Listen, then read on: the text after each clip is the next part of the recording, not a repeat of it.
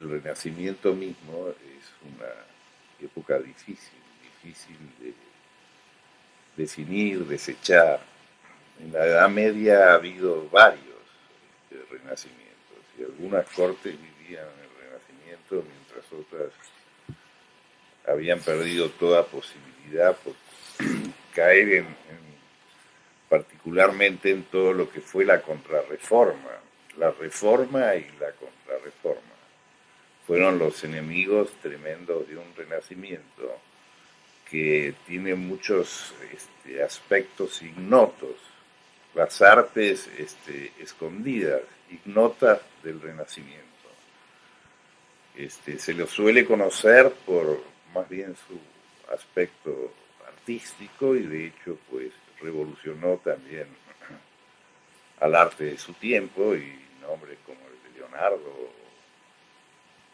una larga lista, ¿no? El Tiziano, que ahora está exponiendo en el Museo del Prado en Madrid, etcétera, y de escultores y orfebres, empezó a tomar el mito como base de su trabajo.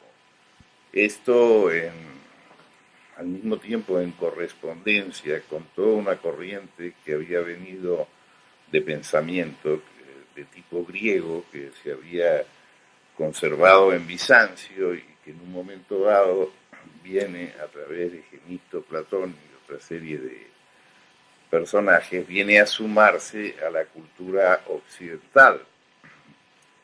Y en Roma entonces comienza a fundarse una a una las academias. Las academias han sido importantísimas en el desarrollo de Occidente.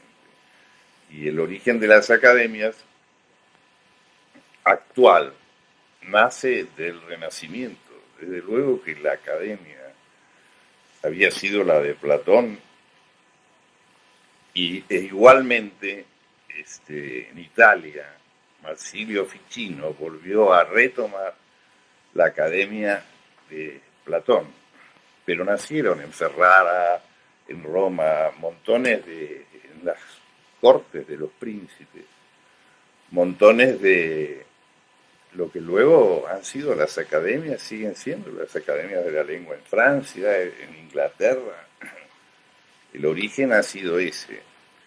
Lo que estoy tratando de decir es que el Renacimiento es una época muy difícil y que todo el comienzo del Renacimiento, en el que aparecen, el Renacimiento sin duda se llama así porque de pronto las estructuras ya demasiado solidificadas de la Edad Media se quebrajan y una serie de acontecimientos hace que se produzca un volcarse de determinadas ideas que están relacionadas con el hermetismo.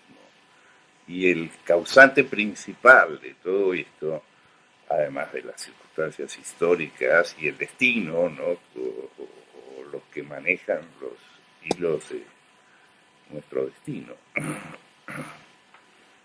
hacen que pues en esta época coexistan una serie de valores y que sean los sociales y que en todas estas academias y cortes principescas los que se valoren es una visión hermética de la vida, donde el símbolo comienza a jugar un papel importantísimo como transmisor de verdades ocultas que él mismo está significando.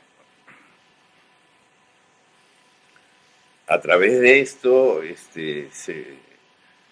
hoy en día, por una serie de investigaciones que tienen como origen el Instituto Warburg de Londres y todo el desarrollo que ha seguido, este tipo de análisis histórico, como en el caso de Frances Yates, una historiadora a la que nos referiremos a menudo, o de Edgar Panofsky o de Edgar Wind en el campo de la teoría del arte, se ha empezado a ver el Renacimiento como otra cosa y a las personas que poblaron ese Renacimiento como Giordano Bruno también de otra manera. El caso de Giordano Bruno justamente ha sido especialmente tratado por Frances Yates, en un libro que se llama Giordano Bruno y la tradición hermética, que desde luego pues está recomendado, ¿verdad? Por la misma. Son además como muy bien escritos y se sigue una investigación como si siguiera una novela de misterio, de detectives, y entonces pues va tomando de aquí y de allí, estableciendo vínculos, analogías, y pues se llegan a conclusiones muy asombrosas que comparten todos estos miembros del Instituto Warburg, que han patrocinado a través de becas la publicación de libros de una serie de autores que estudiaron el Renacimiento de forma cabal y discutieron y encontraron en él, pues obviamente indicios herméticos, comenzando por el propio Ficino, cuya forma de ser era un teurgo, un mago, y entonaba pues himnos mientras cantaba, los himnos órficos. Era un hombre también un religioso, era. Y conformó un todo en la corte de los Medici, en la par que se hablaba ya que en Roma y Ferrara se iban haciendo una serie de lectura distinta de la antigüedad traída a esos días, ¿no es cierto? Entonces de ahí la palabra renacimiento, que es nacer nuevamente, y esto referido a la cultura clásica, especialmente los griegos, porque los latinos estaban muy unidos con la estructura de la Edad Media, la misma estructura del latín como lengua. Es una estructura muy cuadriculada, muy lógica. Asimismo, pues fueron los romanos los que hicieron las vías, las grandes obras de ingeniería, el derecho romano, o sea, cosas muy estructuradas que aprisionaron a la humanidad de ese momento, y eso hizo que surgiese este renacimiento, que por otra parte ya lo había habido en varias oportunidades en la misma Edad Media, inclusive intelectual, ¿no? La Chartre del siglo XII, pues diversas formas que se expresó por su arte, por el gótico, por los tapices, por la construcción de edificios, que es obvio que de alguna forma y por algún motivo fueron construidos de acuerdo a una perfección que los arquitectos conocían y que los constructores pues realizaban, ¿no es cierto? Entonces esto nos lleva a otro de los personajes con el que comienza el Renacimiento, es Nicolás de Cusa, ¿no? Autor de la Docta Ignorancia, que junto con el cardenal Colonna y en Roma, y con el Papa, el que fue luego Papa, que era un cardenal que se llamaba Piccolomini de apellido, conforman un núcleo poderosísimo. De hecho, acceden al papado en determinado momento, ¿no? Esto es en el primer Renacimiento. Después el humanismo, que signó el primer Renacimiento, y las luchas religiosas de la reforma y la contrarreforma fueron llevando a todo esto a resoluciones, a formas de que se presentaban las cosas muy diferentes tal vez de las que fueron pensadas en este primer Renacimiento, al punto, por ejemplo, que las ideas herméticas es las que hacen nacer la ciencia actual, porque las ideas herméticas se referían a una obra inacabada, la creación como una obra inacabada, que con la experimentación sobre la naturaleza y haciendo una comparación, pues, análogas, analogías sobre ellas y correspondencias, pues se podía entender de esa manera el cosmos, y no solamente eso, sino a hacer que progrediera en orden y armonía. Pues eso también es una de las utopías de las que hoy vamos a hablar, que se llama la Nueva Atlántida, hecho por Bacon, por Francis Bacon, que es el origen de la ciencia actual, todo ese desenvolvimiento de la experimentación, que cambia entonces de sentido y se hace una especie de ciencia práctica, ¿no? Como vemos, el Renacimiento pues produjo cosas que para la época eran asombrosas. Se descubrió América. Al descubrirse América, todo un mundo inmenso, geográfico, un espacio mental, se agranda enormemente. La mitología pasa a tener importancias. Entonces un espacio de otra naturaleza también viene a formar parte de la cotidianidad del hombre del Renacimiento. Luego resulta, a través de Galileo y de Copérnico, que el mundo es tridimensional, no es plano, sino que gira alrededor del Sol, que marca el sistema. Entonces, pues pasamos ya de dimensionalidad, ¿no? Y pues esto y muchas otras artes conforman el Renacimiento, entre otros el arte de la memoria, un arte nuevo que ya tenía orígenes en Plutarco, en Platón mismo. Se empieza a ejercitar pues el uso de la memoria para producir la anamnesis. Es en definitiva lo que este método practica, y es un método complicado, pero que ya tenía orígenes grecolatinos. Entonces el Renacimiento lo pone al día, se ocupa de eso. Pues empieza a trabajar con imágenes mentales, que no podía en ese momento porque la visión tan estructurada de lo medieval lo encajonaba, ¿verdad? Entonces sí rompe límites, en verdad. Ahora, pues es un estado también el Renacimiento, todo el mundo sabe, es un estado del alma, ¿verdad? En donde se regenera y nace de nuevo, como la naturaleza lo hace en sus diferentes ciclos. Y por lo tanto esto tiene más relación con la primavera.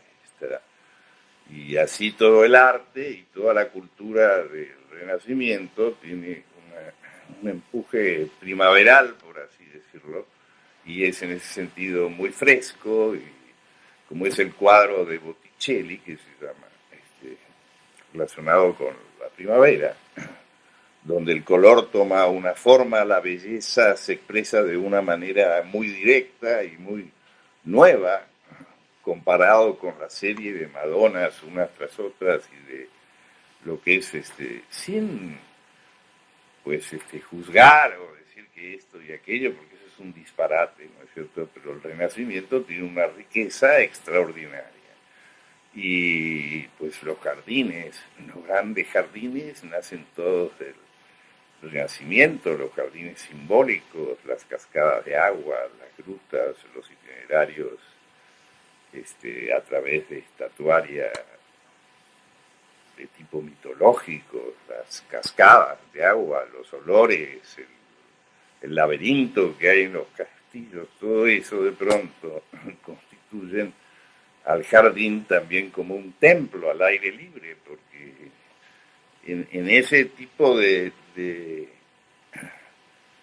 trato con las cosas y los seres, la tradición occidental realizaba todo otro trabajo interno, tal cual el alquimista, que trabajaba con una materia, pero lo que quería justamente era ver lo que lo que estaba viendo significaba dentro de sí, de su alma, ¿no es cierto? Y siguiendo un proceso donde iba transmutando.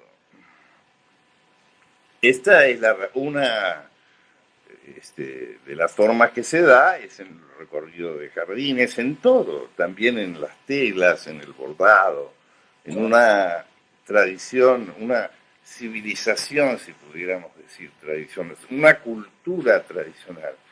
Todo lo que se vive es un rito, todo es un rito perenne, la vida misma es un rito. Y está todo eso construido en base a la cosmogonía, o sea, el conocimiento de lo que es esa sociedad con respecto al cosmos y con respecto a sí mismos, el macro y el microcosmos.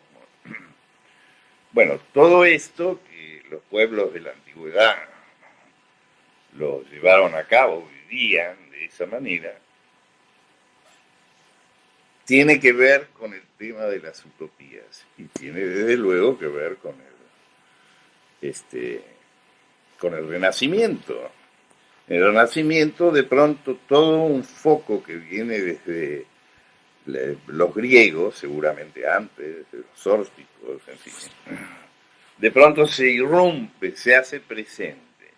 Y el protagonista principal de todo eso, secundado por, ya le nombré a Nicolás, el cardenal Nicolás de Cusa, el cardenal de Sayón, toda una serie de personajes por los Medici, ¿no? Nada menos, en Florencia, hace que todo esto haga eclosión y en todas las artes y ciencias empiece lo simbólico a tener especial cabida y se describa una y otra vez un mundo que se quiere subrayar, es decir, otro mundo.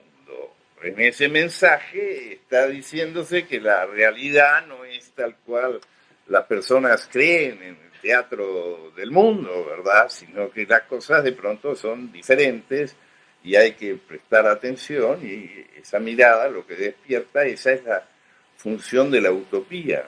Lo que se hacía, las utopías casi todas tienen que ver con una isla. Esa isla está en un océano, todo esto símbolo del eje, del centro y del eje, y en el medio de las aguas está pues una isla. Eso se corresponde con un montón de cosmogonías donde un animal gigantesco está sobre las aguas, un cocodrilo, una tortuga, en la tradición china, en la tradición hindú, los precolombinos, estos son simbologías habituales del mundo y del ónfalo del mundo, que es por donde atraviesa el axis mundi toda la creación, ¿verdad? Entonces estábamos en que en el Renacimiento, a esto, Ficino llamaba a esta concepción de la utopía un altísimo castillo, ¿verdad? De las bienaventuranzas celestes. Eso decía de esto. Entonces, estamos tratando de lograr una visión de una forma de ver, de un lugar donde no hay ni espacio ni tiempo. Utopo quiere decir que no tiene lugar, podría llamarse también Ucrania, que no hay tiempo, si no hay espacio. Entonces es un lugar, dice que ideal, pero no ideal como se toma hoy el término, sino el lugar de la idea original que está en la mente de todo el mundo y que no hay que ir a ninguna parte para ingresar allí. Es una entidad, ¿verdad? Es una entidad a la que se puede penetrar porque todos han sido invitados a penetrar en esa entidad. Que existe, lo quiera uno o no lo quiera, lo niegue o lo aplauda, es para esa entidad exactamente lo mismo. Entonces, este espacio que tiene que ver con las genealogías, porque este espacio habitado tiene antepasados míticos, tiene una herencia, tiene una genealogía. Esa es la cantidad de personas que han pasado a ese lugar. que conocen esa ciudad, que habitan esa ciudad. Esa ciudad, en el caso de Platón en la República, no es otra sino el alma humana. Entonces, todo el trabajo de la utopía es precisamente llegar a la isla interior, aquella, ¿verdad?, donde todo está ordenado y donde las cosas son finalmente como tienen que ser. Y eso está en otro mundo, no está en este mundo. Aunque muchos de los que se ocuparon de las utopías hicieron ensayos también para traer eso a este mundo, ¿no? Volvamos a la idea del jardín interior, de que ya hemos hablado. Para la Cábala, este lugar, este espacio, es un palacio. Es decir, se describe como lo mejor, es también un tesoro ese punto central, esa ciudadela que se mantiene inaccesible hasta que no podamos realmente penetrar en ella. De otro punto, de otras imágenes, por ejemplo, El sueño de Polifilo, que es un libro del cardenal atribuido al cardenal Colón, al que nos referimos antes, lo ve como lo ven otras tradiciones, como lo ha visto Dante, como una hierogamia, o sea, como las bodas, también la alquimia, las bodas químicas, como la unión de la Virgen y Polía, con el que por ese motivo se llama Polifilo, porque es el amor hacia Polía, que es la sabiduría, es la Beatriz de Colonna, como fue para Dante, esta mujer, y es a través de la lucha de amor con esta pasión interna y su contrario, donde se producen las bodas alquímicas entre la sabiduría y el que la pretende. Y entonces pues se llega a ser uno con ella. Todo este proceso, ese proceso en realidad iniciático, en realidad todas las utopías de una u otra manera, las utopías renacentistas, que voy a citar algunas de las más conocidas, se ocupan de eso a través de un mundo, de la descripción de un mundo como real, que tiene dimensiones. Todas las utopías, empezando por la primera utopía, de las cuales el modelo de casi todas, que es la República de Platón, ¿no es cierto? Platón es el modelo, y también las leyes en parte, y también el Critias y el Timeo, donde habla de la Atlántida.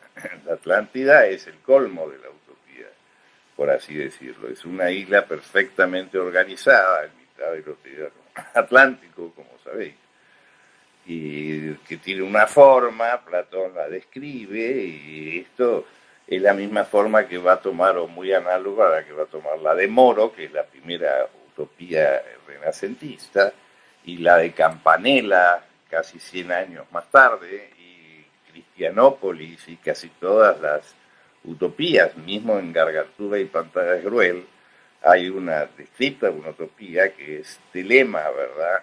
Un lugar que al fin del capítulo primero, con toda gracia, ironía, Rabelais ubica allí una isla donde hay un convento que es lo contrario de todas las religiones. Y el lema es, haz lo que quieras. Esto es bien gracioso porque significaría una anti-utopía en el contexto de todo el trabajo. No es eso, sino es una forma sorprendente de encontrar la sabiduría. Muchos siglos después, William Blake diría también que a través del exceso se puede llegar al palacio de la sabiduría. Entonces, pues esto es también una constante del Occidente y del Renacimiento. O sea, pues empieza ya a formarse una nueva moral. Hay una diferencia cada vez mayor entre la Iglesia y el Estado. La sociedad hasta el día de hoy comienza a ser más laica. Esto para algunos es tremendo porque entonces el espíritu religioso se pierde y se ha perdido. Para otros es también una posibilidad que el destino ha entregado al hombre contemporáneo y que ha heredado y con la cual trabajar y con la que es su única materia, la que tiene por delante. En ese caso, soñar con otra es no coger la que uno tiene enfrente y pues, esa es uno mismo, ¿no? Aceptar que la realidad es esta sucesión de hechos anecdóticos, que es una especie, como es también la literatura, pues como para niños, novelas para niños grandes, o sea, conjuntos de chismes, ver el mundo tal cual hoy es una cosa difícil de aceptar, pues nomás con tomar el diario de hoy o siempre uno va a encontrar todos desastres, ¿verdad? Sin embargo, eso es propio también de todos los tiempos. Y sin embargo, en el Renacimiento afloró una posibilidad como fue siglos antes, en la Alejandría del siglo I, segundo y tercero después de Cristo, donde el faro de la gnosis se encendió como en el caso del Renacimiento y en nuestro caso particular en las distintas utopías que se produjeron en esa época.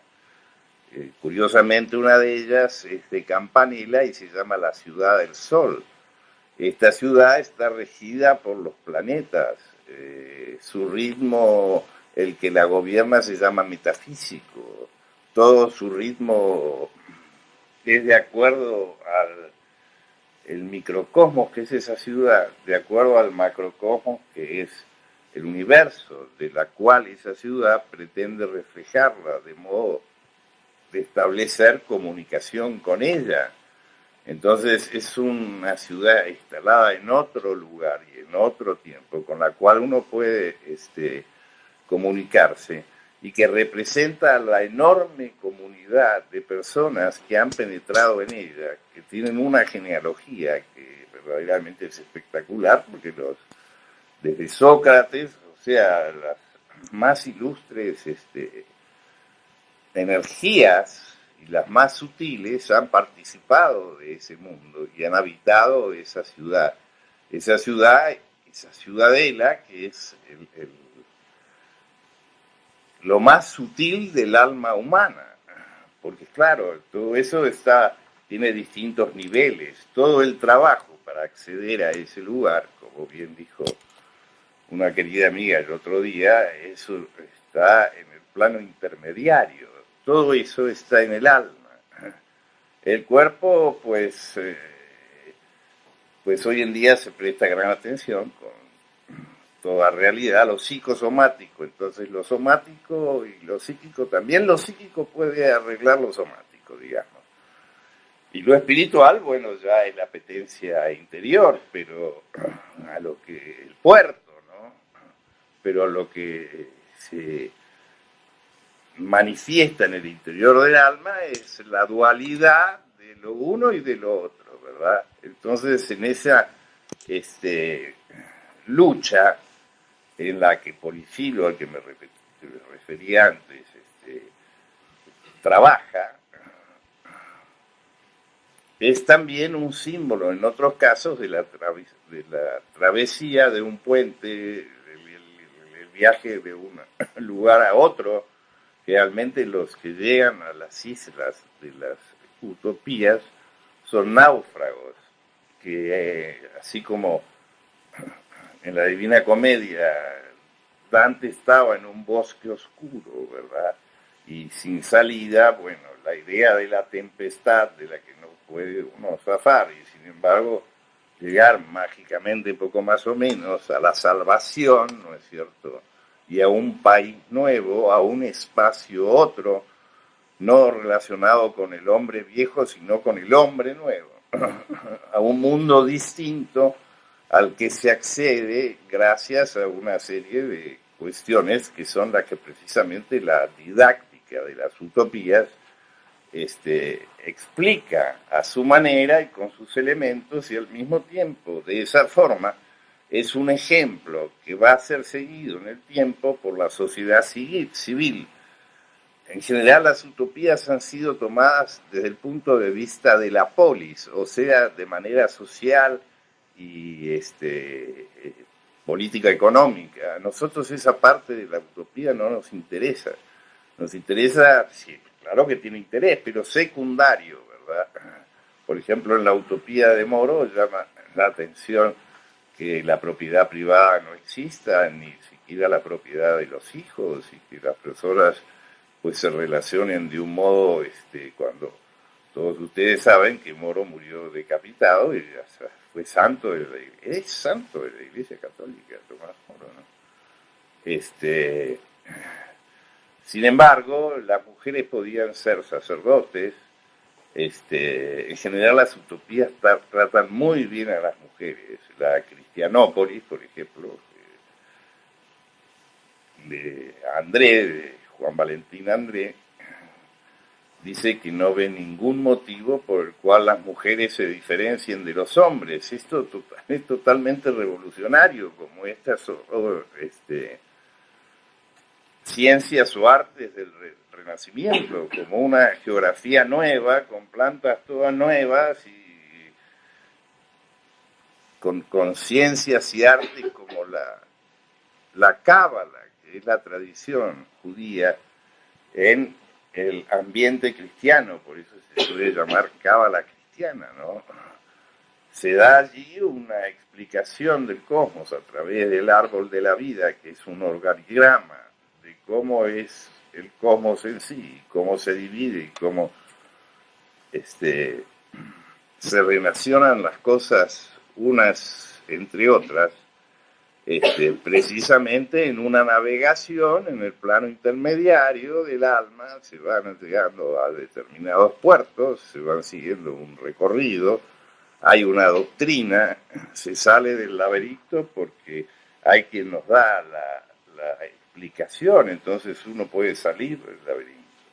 Los laberintos, siendo tres los planos, también se producen en tres planos, o sea que este es un largo recorrido de estudio, como dice Cristina de Pizan, para llegar a un mundo que tal vez es diferente al que hemos soñado, porque no está de acuerdo con nuestras modestas ambiciones, es decir, con la programación que tenemos, sino que a medida que se va llevando a él, cada vez es más rico, más sutil y tiene toda la posibilidad universal dentro de sí.